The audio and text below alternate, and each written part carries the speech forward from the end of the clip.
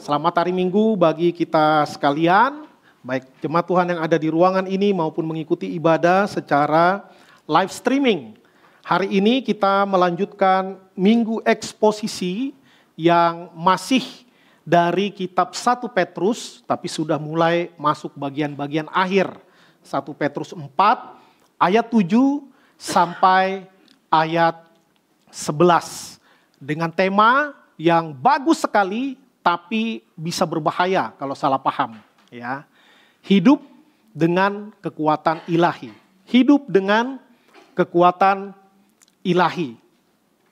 Ini diambil dari 1 Petrus 4 ayat 7 sampai ayat 11. Mari kita baca bersama-sama dengan perlahan-lahan. 1, 2, 3. Kesudahan segala sesuatu sudah dekat.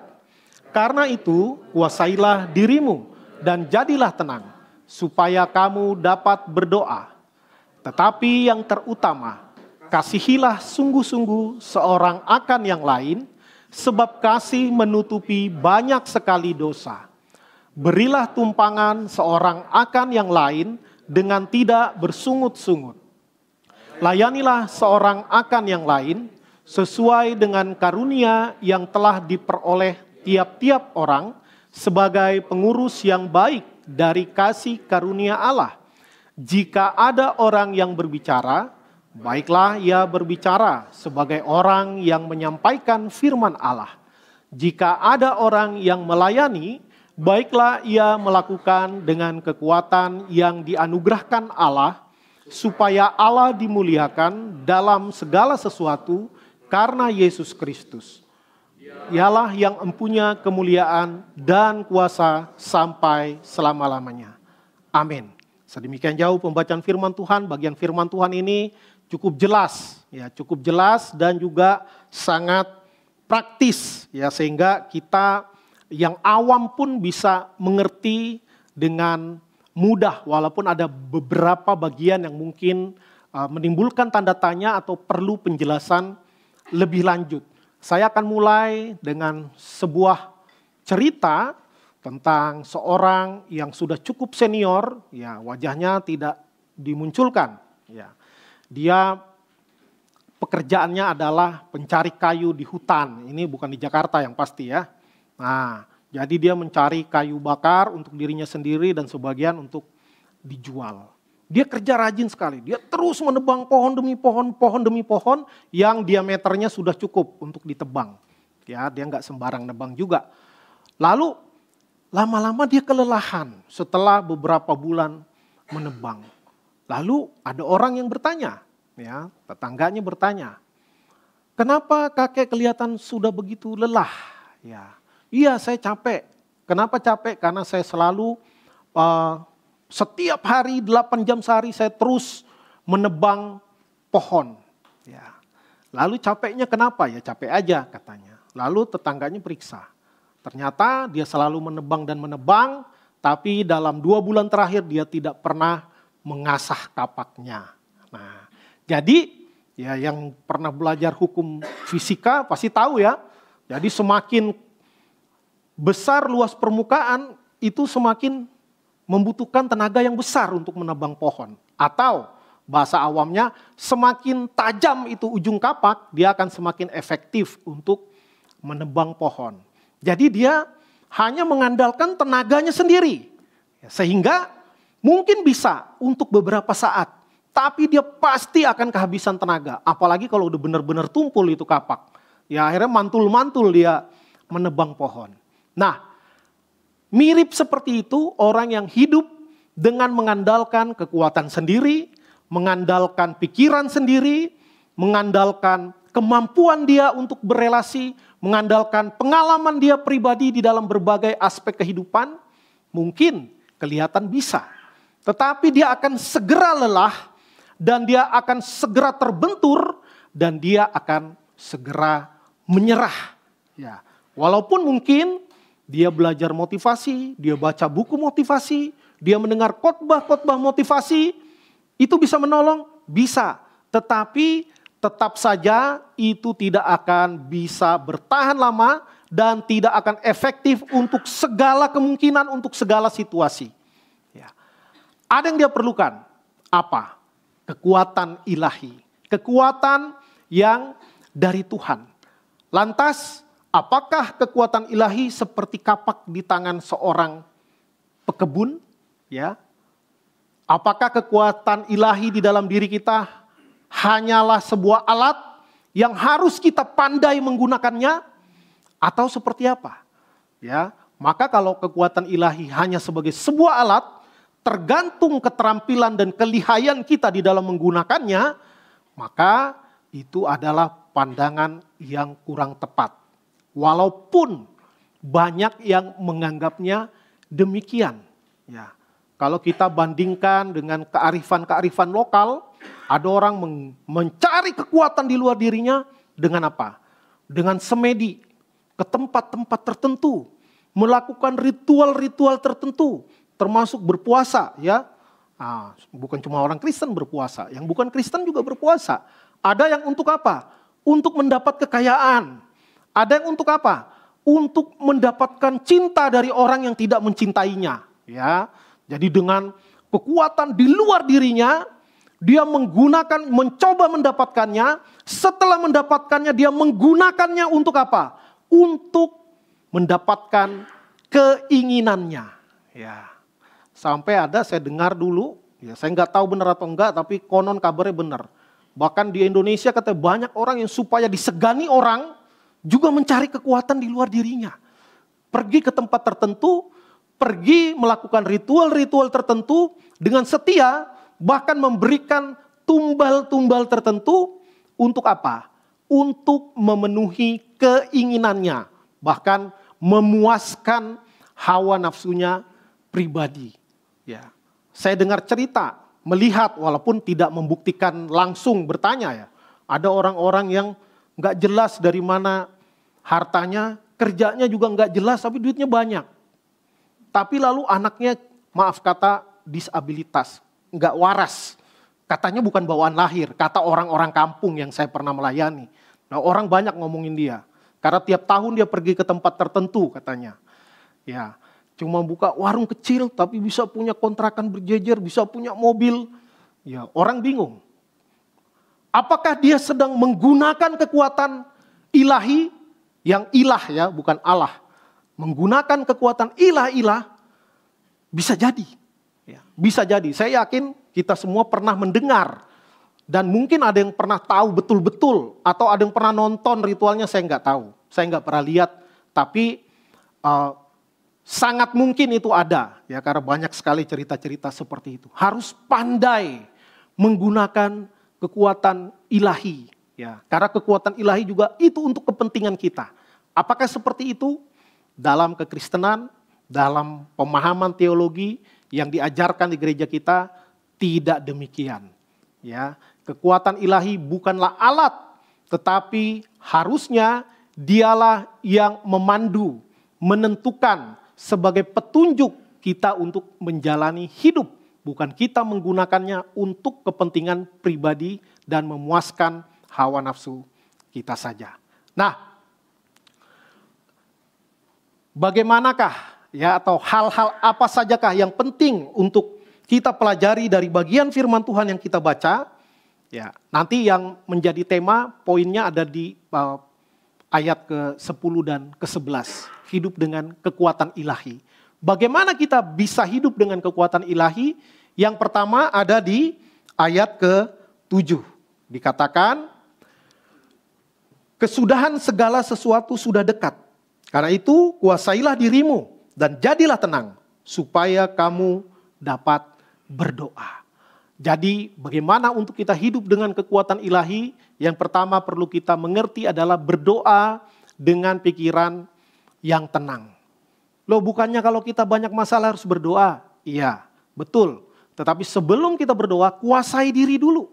Jangan kita lagi mau ngamuk-ngamuk, tiba-tiba kita berdoa. Pasti doanya adalah doa minta Tuhan mengutuk lawan kita atau orang yang membuat kita kesel, ya. Atau kita lagi galau sekali, boleh nggak berdoa? Ya boleh-boleh saja. Justru memang seringkali atau kadangkala di saat ketika kita merasa tidak bisa berdoa, justru di situ kita harus berdoa, ya. Supaya apa? supaya pikiran kita kepada Tuhan, bukan kepada yang lain, bukan kepada hawa nafsu kita, bukan kepada orang yang kita sebel, yang kita benci, yang kita dendam. Ya. Tetapi memang yang paling ideal berdoa adalah dengan pikiran yang tenang. Dikatakan kuasailah dirimu. Ya. Kuasailah dirimu. Kenapa? Supaya kita doa enggak sembarangan. Ya. Supaya kita doa enggak sembarangan. Misalnya anak muda baru diputusin pacar. Lalu dia baru membaca WA diputusin, kesal dia langsung bilang, Tuhan jangan biarkan dia dapat pacar lagi sampai selama-lamanya. Waduh, wah itu namanya berdoa dengan pikiran yang galau, ya, dengan pikiran yang kalut. Bukan doa seperti itu yang diharapkan. Ya, kita harus doa pertama kendalikan dulu diri kita supaya kita berdoa enggak sembarangan. Ya bahkan diingatkan, dikatakan kesudahan segala sesuatu sudah dekat. Kesudahan ini bukan berarti sekadar hidup kita, tetapi berbicara tentang kesudahan dunia ini. Ini berbicara tentang kedatangan Yesus Kristus yang kedua kali. Ya, John Calvin juga memberikan penafsiran seperti itu. Nah, karena itu kita nggak tahu kapan. Ya mungkin ada pengkritik Alkitab mengatakan ada kesalahpahaman akan kedatangan Kristus yang kedua. Dipikir kedatangan Kristus yang kedua di zaman rasul-rasul itu. Padahal enggak. Ya. Lalu ada orang yang mulai meragukan. Katanya kedatangan Tuhan sudah dekat. Katanya kiamat sudah dekat. Di kitab Wahyu dikatakan oleh Yesus, aku datang segera. Segeranya udah 2000 tahun. Ya. Segeranya kapan? Nah ini kita yang jangan kita salah mengerti. Bahwa ya kalau kita bandingkan di ayat lain juga ada. Bagi Tuhan satu hari sama seperti 1000 tahun. Nah Tuhan itu tidak mengenal waktu. Hanya manusia yang hidup dalam kronologis. Dalam waktu yang berjalan. Tuhan itu tidak diikat oleh waktu. Jadi Tuhan nggak kenal kemarin, besok, lusa. Ya, Tuhan melakukan kapanpun dia mau. Dan Tuhan nggak bisa diukur dengan kalender kita. Katanya segera. Yang namanya segera itu nggak mungkin ribuan tahun. Namanya segera itu kalau 1 hari masih masuk akal. Atau 1 tahun masih bisa dimaklumi. Kalau 2000 tahun itu apakah itu segera? Nah inilah keterbatasan bahasa manusia untuk mengerti apa yang ada di dalam pikiran dan rencana Tuhan. Nah penting, kuasai diri dalam segala hal. Ketika kita marah, kita juga perlu kuasai diri. Ketika kita senang, kita juga perlu menguasai diri. Ya, jangan sembarangan mengeluarkan perkataan. Jangan sembarangan mengucapkan janji. Ya, termasuk di dalam doa. Kadang orang berpikir, wah saya harus bernazar nih. Dikit-dikit bernazar. Tujuannya bukan karena mau melakukan sesuatu untuk Tuhan. Tujuannya supaya tujuannya dikasih oleh Tuhan. Ya, begitu dikasih, ntar nawar. Ya, ditawar lagi nazarnya. Biasanya kalau nazar orang yang besar-besar, ya nggak mungkin yang kecil-kecil. Biasanya yang besar-besar. Tujuannya supaya keinginannya dikabulkan oleh Tuhan. Ya, saya tidak mengatakan bahwa tidak boleh sama sekali bernazar, tidak. Tetapi jangan kita sembarangan juga dalam hal bernazar. Ya, maka itu bagian dari berdoa dengan pengendalian diri. Kuasailah dirimu dalam segala hal, ya supaya dapat berdoa. Jadi doanya juga doa yang benar, bukan doa kutukan, bukan doa sumpah serapah, bukan doa untuk nafsu pribadi, tetapi doa seturut dengan kehendak Tuhan. Nah, berikutnya Petrus menekankan bahwa kesudahan zaman semakin dekat. Oleh karena itu kita harus hidup di dalam doa. Nah, kita harus hidup di dalam doa. Bukan berarti, kapan kerjanya kalau hidup di dalam doa? Ya bukan berarti sepanjang hari kita berdoa. Ya, tetapi kita perlu punya waktu-waktu khusus untuk berdoa. Doa yang berdedikasi. Ya, kadang-kala orang buru-buru bangun hampir telat ke kantor. Berdoanya kapan? Berdoanya sambil sikat gigi. Ya. Gimana ngomongnya ya kan? Tuhan kan melihat hati. Ya iya tapi nggak mesti sambil sikat gigi juga berdoanya. Ada yang sambil duduk di toilet lagi. Waduh, ini yang lebih nggak sopan lagi. Ya, lebih nggak sopan lagi. Wah, Tuhan kan yang penting melihat hati, yang penting niatnya tulus. Ya, tapi yang nggak gitu juga, ya. Lebih baik kalau udah telat misalnya cepat-cepat ke kantor. Lalu setelah ke kantor, sebelum mulai bekerja, berdoa dulu, baca firman dulu. Ya, nggak apa-apa. Kalau memang ada yang harus dikerjakan, ya nanti setelah selesai kantor. Tapi kita upayakan untuk memberi waktu yang khusus. Ya, memberikan waktu yang khusus. Yang lebih baik lagi, memberikan waktu yang khusus yang rutin. Ya, yang rutin. Misalnya setiap jam berapa? Kita komit supaya apa? Supaya itu menjadi pembiasaan. Itu namanya hidup di dalam doa. Ya, supaya jangan sampai kesibukan kita, aktivitas kita, kebisingan dunia membuat kita tidak fokus di dalam berdoa. Ya. Nah, jadi mari kita luangkan waktu khusus setiap hari untuk berdoa dan merenungkan firman Tuhan. Nggak mesti baca satu kitab setiap hari. Ya. Satu perikop. Wah, satu perikop kepanjangan. Satu ayat pun oke. Yang penting fokus. Yang penting berikan waktu yang kita mencurahkan waktu kita untuk berdoa dan merenungkan firman Tuhan. Sekali lagi memang bukan soal durasi. Ya. Kecuali mungkin kita memang dalam tanda kutip profesinya adalah di dalam kerohanian. Kita punya waktu yang bisa didedikasikan untuk hal ini lebih banyak. Ya. Tetapi jangan kita beralasan karena saya kan bukan rohaniawan. Jadi nggak perlu itu merenung, nggak perlu itu berdoa. Nah, merenung dan berdoa itu untuk semua orang. Bukan hanya untuk rohaniawan. Ya. Maka yang berikutnya sebagai penerapan bagi kita, jangan biarkan kekhawatiran dunia ini menguasai pikiran kita. Di dunia ini banyak masalah, hampir setiap hari kita punya masalah, menghadapi masalah. Belum selesai satu masalah diselesaikan, muncul lagi yang lain. Ya, belum selesai lagi, muncul lagi, bisa bertumpuk-tumpuk. Ya. Ada 9 masalah belum selesai, nambah 10 lagi. Ya. Satu masalah selesai, 3 masalah datang. Nah, jadi jangan pikir saya harus tenang dulu betul-betul, nggak boleh ada masalah supaya saya boleh berdoa. Supaya saya boleh membaca firman. Ya kapan berdoa dan baca firmannya? Karena masalah nggak pernah selesai. Hanya pikiran kita kendalikan dulu. Perasaan kita kendalikan dulu. Sekarang saatnya merenungkan firman Tuhan, berdoa. Ya, masalah tetap ada. Tapi nanti kita punya waktu yang lain untuk memikirkan dan menyelesaikan problem-problem yang kita hadapi. Ya. Nah, berikutnya, hal kedua yang perlu kita mengerti dari pembacaan firman Tuhan tadi. Mengasihi dengan sungguh-sungguh. Mengasihi dengan sungguh-sungguh. Ya, dikatakan di ayat 8 dan ayat 9 demikian. Tetapi yang terutama, kasihilah sungguh-sungguh seorang akan yang lain. Sebab kasih menutupi banyak sekali dosa. Berilah tumpangan seorang akan yang lain dengan tidak bersungut-sungut. Nah, kasih yang sejati itu ya harus sungguh-sungguh. Bukan kasih yang pura-pura. Bukan kasih yang pencitraan. Ya. Dan kalau kita melakukan kebaikan tapi bersungut-sungut, itu berarti bukan kasih. Itu karena terpaksa. Ya. Kasih dengan pencitraan juga bukan sungguh-sungguh.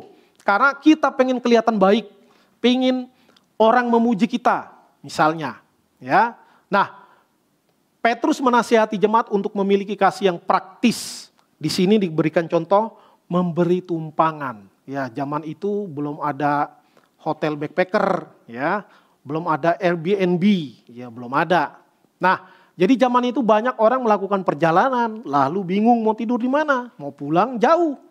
Maka pada zaman itu orang percaya diberikan nasihat, diberikan masukan untuk memberi tumpangan. Apalagi kepada sesama orang percaya. Anggap aja kalau sekarang kita lagi pelayanan mission trip ke satu daerah, lalu mau pulang butuh perjalanan 2 hari. Ya kapan nyampe di rumah? Maka kita butuh tumpangan. Biasanya akan kita cari apa? rumah gereja, rumah hamba Tuhan, rumah jemaat. Nah, jadi itu salah satu manifestasi kasih. Namun yang perlu penjelasan tambahan adalah tentang kasih menutupi banyak sekali dosa. Nah, ini tafsiran macam-macam. Ada yang mengajarkan kalau kita banyak memberi, maka dosa kita juga akan dikurangi oleh Tuhan. Ya, sama dengan kalau kita memberikan persembahan, maka harta kita akan dicuci oleh Tuhan. Ya, jadi kalau kita korupsi harus memberi untuk pekerjaan Tuhan, supaya sisa yang ada pada kita dicuci dosanya oleh Tuhan. Nah, ada yang seperti itu. Tapi saya tidak setuju dengan penafsiran seperti itu. Bahwa kasih menutupi dosa bukan berarti dosa kita berkurang. Ya, kasih menutupi dosa ini berbicara bukan tentang yang mengasihi, tapi pihak yang dikasihi. Loh, jadi kalau saya baik ke orang, orang itu dosanya berkurang? Ya enggak juga.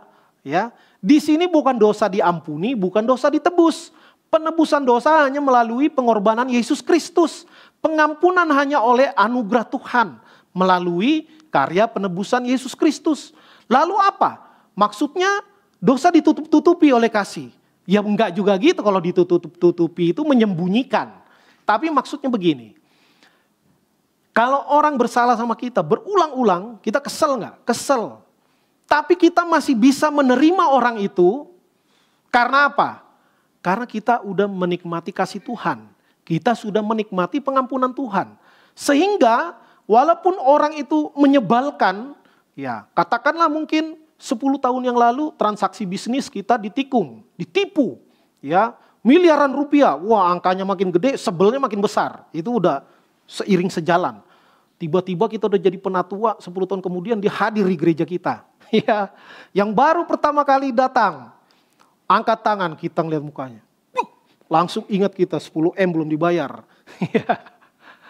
Tapi kalau kita udah menikmati pengampunan dan kasih Tuhan, kasih itu menutupi dosa. Dosanya itu ya tetap dosa, tapi kita bisa menerimanya seperti ada bantalan di dalam diri kita. Ya, walaupun kita ingat, tetapi kalau dia berdosa, kalau dia curang, itu urusan dia sama Tuhan. Ya, kalau saya menyimpan dendam, saya ikut berdosa. Kalau saya tetap memilih untuk mengasihi dia, maka saya dibebaskan dari dosa kebencian, dari dosa sakit hati, kepahitan, dendam. Ya, tapi kasih kita itu jadi menutupi dosa dia. Tapi dosa dia ya tidak diampuni oleh kita. Tidak demikian. Itu maksudnya. Kasih menutupi banyak dosa. Nah, kalau orang itu mau diampuni, ya dia harus mengaku dosanya kepada Tuhan. Mau lebih bagus lagi, ya bayar utangnya kepada kita. Ya, yang tadi disebutkan. Karena itu bagian dari tanggung jawab. Dosa diampuni tidak berarti lepas dari konsekuensi. Kalau dia nggak bayar, ya itu tetap Tuhan ingat, Tuhan catat seumur hidup. Ya, Tuhan catat itu. Sehingga kita harus jadi orang yang bertanggung jawab. Dosa diampuni, tapi konsekuensi harus tetap ditanggung. Ya. Nah, kasih ini harus mewujud di dalam kehidupan. Tadi dicatat tentang memberi tumpangan. Nah, biasanya kalau memberi tumpangan gampang ya, yang penting jangan lama-lama aja ya. Kalau 1 malam oke lah. Kalau memberi tumpangan 10 tahun, wah nyesek juga, ya kan? Nyesek juga, itu namanya bukan tumpangan, memberi tempat tinggal. Ya, biasanya yang lebih berat apa? Mengampuni, ya, mengampuni. Tadi juga udah dicontohin, ya kan? Kalau kesalahannya kecil, gampang. Wah, nggak apa-apa. Ih, baik banget ya. Iya, karena kecil kesalahannya. Kalau besar, waduh. Jangankan ngelihat orangnya, menyebut namanya pun kita udah sebel. Jangan sebut-sebut nama itu lagi di rumah ini. Ya, saya sempat dengar cerita jemaat ya, gara-gara saking excited mendukung capres tertentu tahun kemarin. Ya, kalau dengar nama capres lainnya di rumah, jangan sebut-sebut nama itu di rumah ini. Waduh, ini fans yang begitu bersemangat ya. Jangan gitu juga kali, ya kan. Nah, ada kisah ya. Ini banyak kisahnya. Ada kisah seorang berapa tahun lalu itu ya, seseorang yang dibunuh ya, seorang wanita dibunuh oleh mantan pacarnya. Waduh, orangnya ketangkep, dipenjara, dan ternyata berikutnya ada berita bahwa orang tua dari si perempuan yang dibunuh oleh mantan pacarnya itu mengunjungi si pembunuh di penjara dan menyatakan, saya mengampuni kamu. Waduh, ini luar biasa. Ini luar biasa. Ini orang yang sungguh-sungguh mengerti akan kasih Tuhan. Saya yakin kalau dia mengampuni butuh 5 tahun, itu sangat masuk akal. Ya, apalagi putri satu-satunya. Wah, umur sudah mau 50, nggak mungkin lagi punya anak. Ya. Dari mana dapat gantinya? Ya nggak ada. Tapi dia memilih untuk melepaskan pengampunan. Wah. Dia bilang, saya tidak berhak membenci karena Tuhan saja mengampuni saya. Maka siapa saya tidak mau mengampuni orang? Ya. Tapi tentu kalau orang dalam tanda kutip dia mengerti dia bersalah karena pembunuhan, dia harus minta ampun kepada Tuhan dan dia harus minta maaf kepada keluarga. Tapi keluarga itu udah maafin duluan. Wah, ini luar biasa. Menjadi kesaksian kehidupan Kristiani yang sungguh-sungguh bukan hanya menikmati kasih Tuhan, tapi mempraktikkan kasih Tuhan. Ini adalah sesuatu yang sangat penting ya dalam kehidupan kita. Karena itu mari kita belajar untuk mengampuni orang lain. Meskipun itu sulit. Kadangkala kita mengampuni, lebih gampang mengampuni orang yang gak kenal. Lebih gampang mengampuni orang yang tidak seiman. Ya, atas nama toleransi antar umat beragama. Seringkali paling susah mengampuni pasangan. Ya, paling susah mengampuni pasangan. Ada yang susah mengampuni orang tua. Ada yang susah mengampuni anak. Ya, saya maafin sih maafin. Tapi saya gak mau ketemu dia lagi. Wah, itu berarti belum memaafkan dengan sungguh-sungguh. Ya, itu berarti belum memaafkan dengan sungguh-sungguh. Nah, saya sih mengampuni orang-orang di kampung saya dulu, tapi saya nggak mau pulang kampung lagi. Ya, nanti ngelihat mereka saya ingat lagi. Itu berarti belum mengampuni dengan tuntas. Ya. Kita hanya merasa mengampuni, tapi ketika melihat orang yang menyakiti kita bisa sungguh-sungguh seperti tadi menutupi banyak dosa, kita bisa bercengkrama, bisa berbicara walaupun katakanlah tidak seintim dulu, itu masih make sense lah. Tapi jangan sampai kita melihatnya pun nggak mau. Ya. Dengar namanya pun langsung mendidih hati kita. Wah, itu tandanya kita belum sungguh-sungguh mengampuni. Ya. Kita harus dealing with God, kita harus selesaikan dengan Tuhan. Ya, mau ke konselor juga boleh, trauma healing. Ya, tapi usahakan ke konselor Kristen karena mengerti juga perlu ada firman Tuhan, perlu ada doa. Ya, itu bedanya konseling Kristen dengan konseling umum. Konseling umum banyak tidak didasarkan sama sekali oleh firman Tuhan. Ya, hanya berdasarkan ilmu pengetahuan. Walaupun ya kalau ilmu pengetahuannya betul nggak ada salahnya juga. Tetapi usahakan ke konselor Kristen. Kita tunjukkan kasih dalam tindakan nyata. Bukan hanya dalam kata-kata. Bukan hanya dalam retorika. Bukan hanya dalam khotbah. Ya. Nah, ini pergumulan setiap orang. Siapapun termasuk hamba Tuhan. Kadangkala hamba Tuhan paling susah mengampuni hamba Tuhan lainnya. Ya. Kalau ke jemaat, oh nggak apa-apa. Karena kalau saya nggak ampuni malu saya. Ya kan. Ada unsur gengsi di dalamnya. Tapi sesama hamba Tuhan, belum tentu mengampuni. Ya, malah kadang sikut-sikutan. Waduh, ini yang paling bahaya. Ya, malu sama sopir bis kota. Mereka aja tahu sesama bis kota dilarang saling mendahului. Ya. Nah, berikutnya melayani dengan karunia yang diberikan Tuhan. Ayat 10 sampai ayat 11a. Layanilah seorang akan yang lain sesuai dengan karunia yang telah diperoleh tiap-tiap orang sebagai pengurus yang baik dari kasih karunia Allah. Jika ada orang yang berbicara, baiklah ia berbicara sebagai orang yang menyampaikan firman Allah. Jika ada orang yang melayani, baiklah ia melakukan dengan kekuatan yang dianugerahkan Allah. Jadi melayani dengan karunia yang diberikan oleh Tuhan kepada kita. Ini berbicara tentang karunia rohani. Di sini diberikan contoh ada 2. Karunia berbicara, ya, fasih lidah. Itu juga sebuah karunia.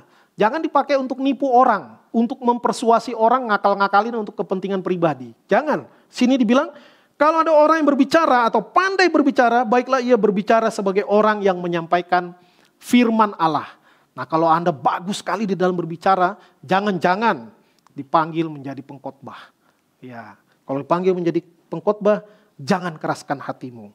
Ya, ada yang dipanggil untuk melayani. Ya, dia suka bantu ini, suka bantu itu dengan berbagai yang dia bisa, berbagai yang dia punya. Optimalkan itu. Ya, karena Tuhan memberi karunia pasti ada maksudnya. Ada orang yang diberikan talenta 5, ada orang diberikan talenta 2. Loh, Tuhan kok nggak adil? Bukan. Tuhan memberikan sesuai dengan kapasitas, daya tampung orang tersebut. Dan kemampuan dia untuk mengembangkannya harus ada. Itu tanggung jawab namanya. Nggak mesti yang 5 jadi 10, yang 2 juga harus jadi 10. Enggak. Tapi harus mengembangkan apa yang ada padanya. Sesuai dengan anugerah Tuhan bagi setiap orang. Nah, kita diberikan karunia berbeda-beda. Ya, tapi harus digunakan untuk melayani. Ya, apapun yang Tuhan percayakan kepada kita. Ya, ada banyak pelayanan yang membutuhkan banyak orang untuk terlibat di gereja ini. Apalagi filosofi gereja kita, semua melayani semua. Ya, kalau kita nggak ngapa-ngapain, berarti kita di luar semua dong. Padahal kita bagian dari semua. Maka pikirkan, renungkan, temukan karunia apa yang ada pada kita. Kalau kita nggak ngerti, saya nggak punya karunia sama sekali. Tanya pasangan kita, tanya teman kita, tanya hamba Tuhan, tanya penatua. Menurut Bapak atau Ibu, karunia saya apa ya? Nah, kalau dijawab, saya juga bingung melihat kamu gak ada karunia, berdoa lagi kepada Tuhan. Tuhan tolong kasih saya karunia. 1 aja, 10 juga gak apa-apa, bilang gitu. Ya. Nah, kita semua telah menerima karunia dari Tuhan. Gak ada orang yang gak punya karunia. Pasti ada. Pasti ada. Maka yang penting adalah karunia tersebut harus digunakan untuk melayani sesama. Bukan untuk kepentingan diri sendiri. Ya, ini untuk step yang standar. Ya. Jadi kebisaan kita bukan hanya supaya semua orang memberi saya keuntungan. Enggak begitu. Ya, level yang lebih tinggi adalah supaya saya membawa kebermanfaatan bagi sesama. Kalau kita adalah breadwinner di dalam keluarga, kita pencari nafkah, kita harus menyediakan kebutuhan bagi keluarga kita. Nah, itu juga bagian dari pelayanan kita. Lalu kita pandai mencari rejeki misalnya. Nah, ada pekerjaan-pekerjaan Tuhan yang membutuhkan pertolongan kita. Nah, orang yang mengerti akan hal ini, wah, dia pasti sukacitanya itu akan lebih melimpah-limpah. Ketika dia membawa manfaat bagi orang lain. Membawa manfaat bagi keluarga, bagi gereja, bagi masyarakat, bagi pemerintah. Wah, orang seperti ini bagus sekali. Perlu dilestarikan, ya.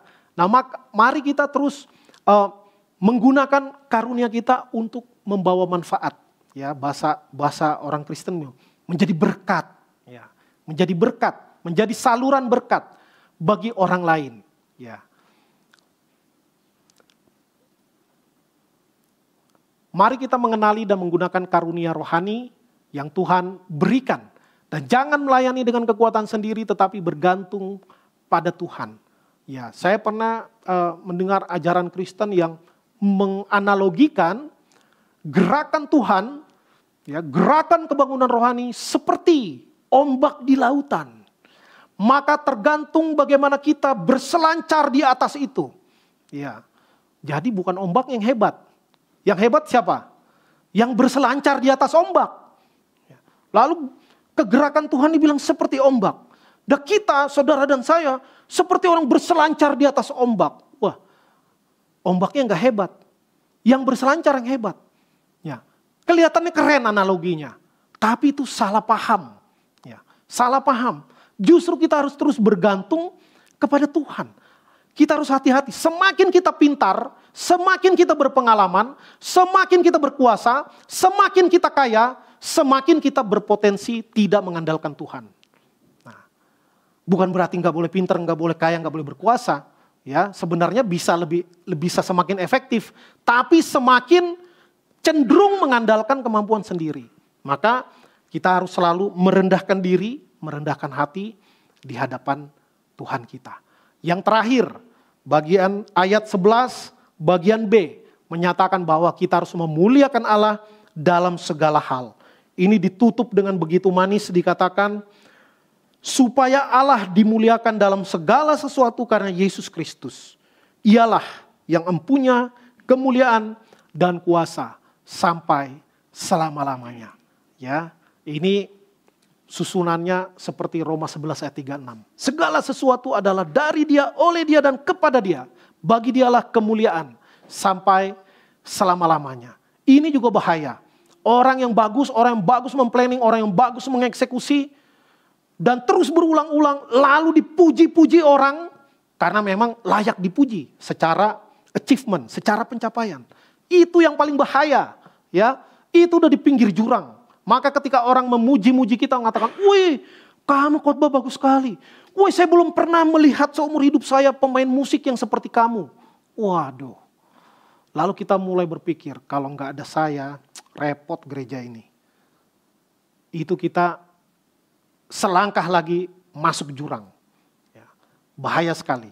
Maka bukan berarti kalau gitu jangan muji orang. Kita bilang, nggak seberapa, kamu mah permainannya. Ya nggak juga begitu. Ya, ketika orang memuji dengan tulus, jangan sampai itu membuat kita merasa besar, merasa hebat, merasa keren, merasa pahlawan. Bahaya, nggak ada pahlawan. Ya, di dalam dunia kekristenan pahlawan itu hanya Tuhan.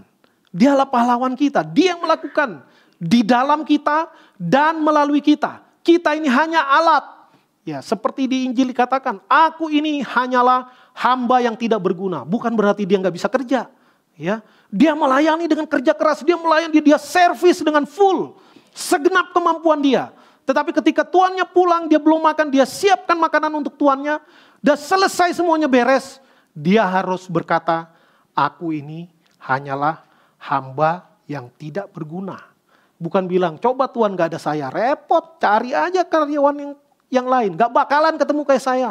Waduh, itu adalah pandangan pikiran yang salah. Kita harus tetap mengerti bahwa hanya bagi Tuhan kemuliaan. Kita nggak boleh mencuri kemuliaan Tuhan, walaupun kemuliaan Tuhan nggak bisa dicuri.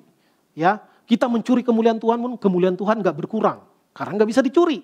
Ya, tetapi kita yang mau pansos, kita yang mau ditinggikan, kita mau diagungkan, karena itu natur manusia. Ya, dosa pertama, kesombongan, ingin sama seperti Allah. Celakalah kita kalau kita ingin sama seperti Allah. Kalau kita melakukan segala sesuatu mendambakan pujian orang lain. Lalu kita merasa lebih hebat dari orang lain. Jangan sampai itu terjadi pada saudara dan saya. Dan karena itu hidup dengan kekuatan ilahi, bukan kita menggunakan kekuatan ilahi untuk kepentingan kita, tetapi kita bergantung sepenuhnya kepada kemurahan Tuhan, kekuatan Tuhan, penyertaan Tuhan, sehingga kita hidup bukan sekadar hidup, tetapi Kristus hidup di dalam kita, dan Kristus berkenan menggunakan kita menjadi alatnya. Ya, menjadi alatnya. Ketika kita menjadi berkat, kita sedang terberkati. Kiranya firman Tuhan meneguhkan iman kita dan menolong kita untuk terus hidup mengandalkan Tuhan. Amin. Kita berdoa.